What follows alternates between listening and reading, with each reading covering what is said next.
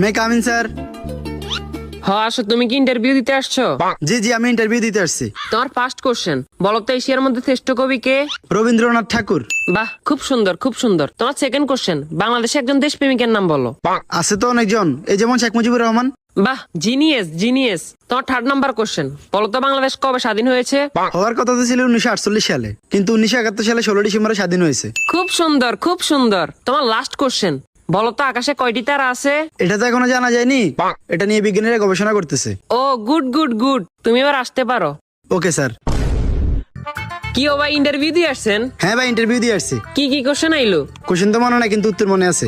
আচ্ছা, উত্তরই কোন? রবীন্দ্রনাথ ঠাকুর, শেখ মুজিবুর রহমান। মাত্র এই দুইটে? না, আরো দুইটা আছে। আচ্ছা কোন? 1948 সালে হওয়ার কথা ছিল, কিন্তু 1971 সালে 16 ডিসেম্বর হয়েছে। এখনো জানা যায়নি, এটা নিয়ে বিজ্ঞানীরা গবেষণা করতেছে। থ্যাংক ইউ ভাই, thank you. May I coming sir? আসো। তোমার নাম কি? রবীন্দ্রনাথ ঠাকুর। তো তোমার বাপের নাম কি? শেখ মুজিবুর রহমান। তোমার জন্ম কবে হয়েছে? হওয়ার কথা তো ছিল 1948 সালে, কিন্তু 1971 সালে 16 ডিসেম্বর হয়েছে। এই বেটা, তুই পাগল হয়েছিস নি? এটা এখনো জানা জানি, এটা নিয়ে বিজ্ঞানীরা গবেষণা করতেছে। No, no, no, no.